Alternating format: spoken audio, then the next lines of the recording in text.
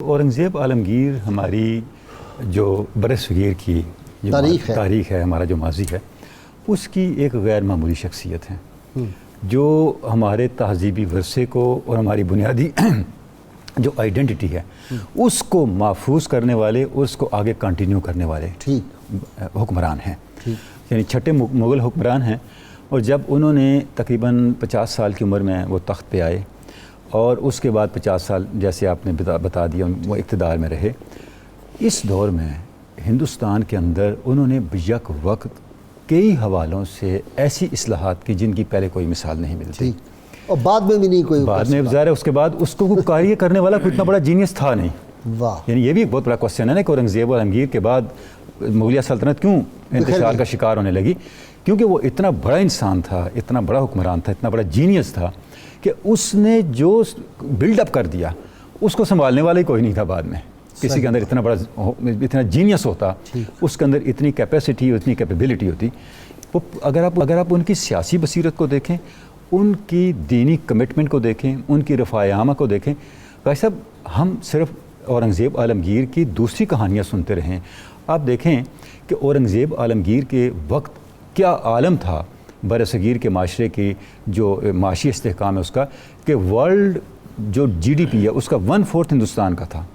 اللہ، اور اس وقت جو ریونیو تھا ان کا جو معاصر لوئس چہاردم تھے ان سے 10 گنا زیادہ تھا، فرانس سے 10 گنا زیادہ تھا اینول ریونیو، باوجود اس کے کہ انہوں نے ان سب چیزوں پہ ٹیکس ختم کر دیے تھے جن کا آپ نے ذکر کیا۔ انہوں نے سارے مذہبی ٹیکس ختم کر دیے تھے، 80 مذہبی ٹیکس تھے جن کو اورنگزیب عالمگیر نے ختم کیا۔ تعلیم پہ ٹیکس تھا ہی نہیں، یعنی کہ ہندوؤں پہ 80 ٹیکس تھے، وہ سارے ختم کر دیے۔ تو یہ جو ان کی پالیسی تھی اس طرف لے کے آنے کی، یہ پالیسی ہندوستانی معاشرے کو اس سطح پہ لے گی استحکام کے کہ جب اورنگزیب عالمگیر رخصت ہوا تو لوگوں نے یہ سمجھا کہ ہمارے سر سے سایہ اٹھ گیا۔ اس لیے علامہ نے اورنگزیب عالمگیر کو بڑا اپریشیٹ کیا ہے۔ اچھا، وہ علامہ نے کہا کہ پایا اسلامیہ برتر ازو احترام شرع پیغمبر ازو، کہ ہندوستان میں ہماری بنیاد مستحکم اورنگزیب سے ہوئی، اور یہاں احترام شریعت مصطفیٰ صلی اللہ علیہ وسلم ہوا تو اورنگزیب عالمگیر سے ہوا۔ اور کمال شعر علامہ نے کہا کہ درمیانے کارزار کفر دیں ترکش مارا خدنگ آخری، کہ کفر اور دین کے مارکے میں ہمارے ترکش کا جو آخری تیر ہے وہ اورنگزیب تھا۔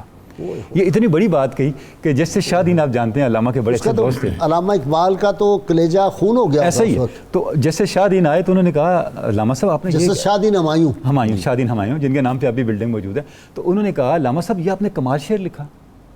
یہ میں شاہ دین کا واقعہ اس لیے کوٹ کر رہا ہوں کہ اندازہ ہو کہ علامہ کے نزدیک اورنگزیب عالمگیر کا مقام کیا تھا۔ تو علامہ نے کہا شاہ دین شاید آپ کو پتہ نہیں ہے، یہ شعر درمیان کارزار کفر دیں ترکش مارا خدنگ آخری میری 40ویں کوشش ہے۔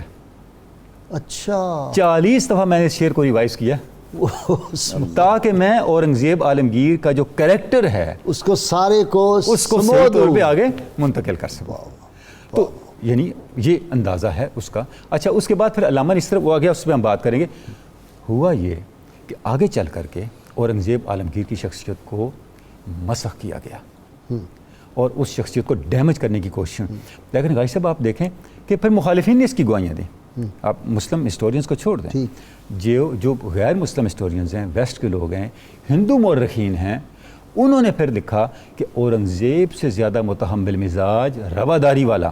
اور عوام کی فلاح و بہبود کا لحاظ رکھنے والا حکمران ہندوستان نے نہیں دیکھا۔